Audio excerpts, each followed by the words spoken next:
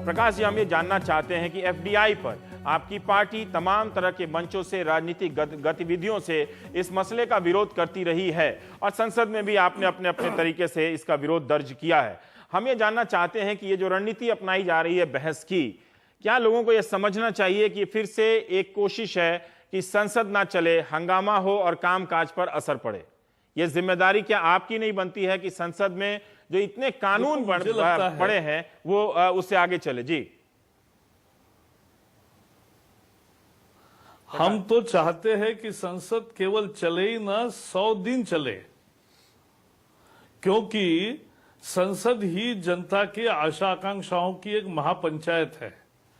लेकिन सवाल ये उठता है कि सरकार अगर संवेदनशीलता छोड़ दे तो क्या सीन बनता है। केवल उदाहरण के लिए देता हूं, 2010 के शीतकालीन सत्र पूरा ध्वस्त हो गया। क्या मुद्दा था? हम सभी लोग, गैर कांग्रेसी लगभग सभी दल मांग रहे थे कि जेपीसी बने। क्या गैर वाजिब था? क्या गैर लोकतांत्रिक था? लेकिन जेपीसी की मांग को सरकार ने ठुकराया नहीं। अपने अड़ियल रवैये के कारण पूरा सत्र को खराब किया कांग्रेस ने, और बाद में आने वाले सत्र में बजट में पहले ही दिन जेपीसी स्वीकार की।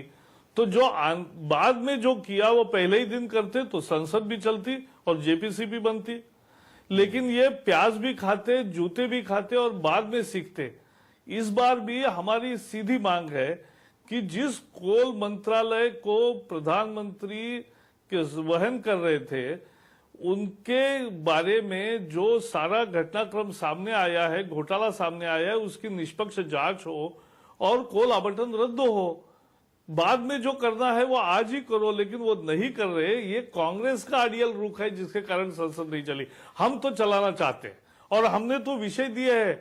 हमने 40 से ज्यादा प्रस्ताव दिए हैं, कॉलिंग अटेंशन के प्रस्ताव के, चर्चा के, और इसमें एलपीजी का कैप है, महंगाई है, डीजल की मूल्य वृद्धि है, एफडीआई मल्टी ब्रांड रिटेल है, इंश्योरेंस है, पेंशन है, कोल स्कैम है, हेलीकॉप्टर स्कैम है, डिफेंस प्रिपेयरनेस है, बढ़ता हुआ फंडामेंटलिज्म जो नए रूप में दिखता है। बहुत सारे विषय हमने दिए हैं क्योंकि हम चर्चा चाहते, लोकसभा में, राज्यसभा में न्याय चाहते, जनता की गुहार हम संसद के मंच पर उठाना चाहते हैं। अब फिर हम थोड़ा सा और जानना चाहते हैं कि एफडीआई के मसले पर ही ऐसा क्या रह गया है जो आप संसद में चर्चा के द्वारा जानना चाहते हैं या अपनी बात रखना चाहते हैं?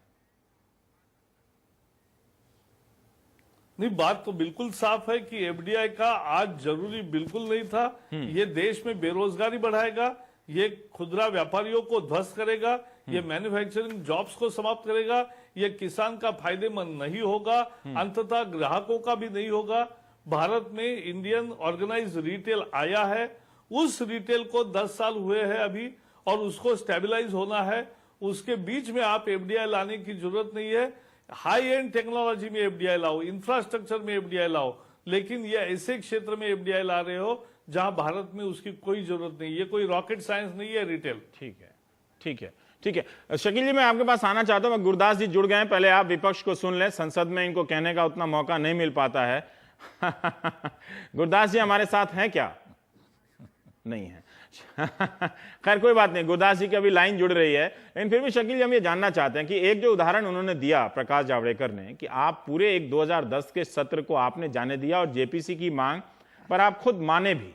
जिस तरह से जब पिछली बार बहस हो रही थी स्थगन प्रस्ताव पर, उसके टेक्स्ट भले ही विपक्ष ने भी कुछ नरम किया, एक रास्ता निकला था, लेकिन बहुत वक्त आप भी बर्बाद करते इस उम्मीद में कि विपक्ष हंगामा करते रहे, उसको इस तरह से कटघरे में खड़ा कर दिया जाए ताकि वो ऐसा प्रतीत हो कि वो संसद विरोधी है।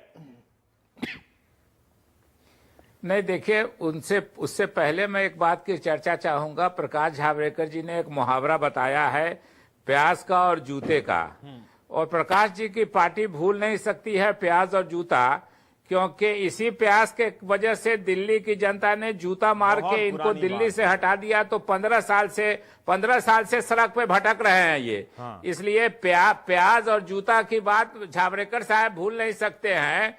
जब तक बाहर रहेंगे दिल्ली में, तब तक प्याज और जूता इनको याद आता रहेगा। हम संसद सत्र की बात करें। अब आइए हाँ। दूसरी बातों पे। स्वाभाविक रूप से हम नहीं चाहते थे कि जेपीसी बने।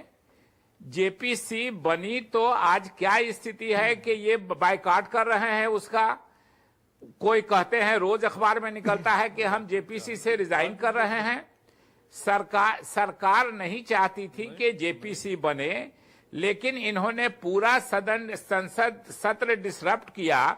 इसलिए अगले सत्र में शुरू में ही सरकार ने कह दिया कि हमको कोई छुपाना नहीं है, आप जेपीसी बना लीजिए, लेकिन भगवान के लिए, खुदा के लिए, देश की जनता के लिए संसद का सत्र चलने दीजिए।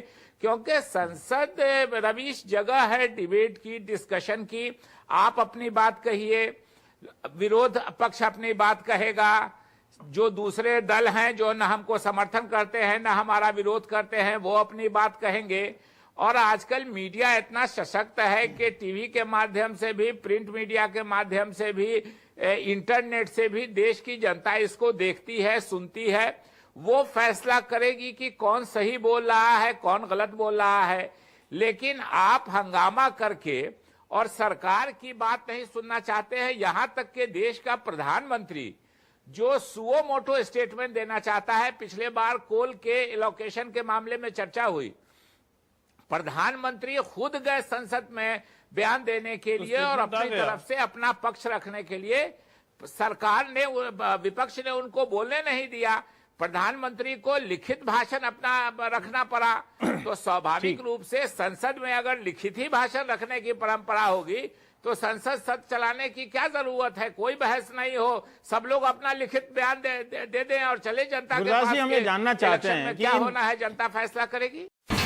India's #1 news app just got even better. Download NDTV's new app. Fully optimized for retina display. Full screen view. Faster response time. And Sudoku. NDTV's new iPad app. Download now.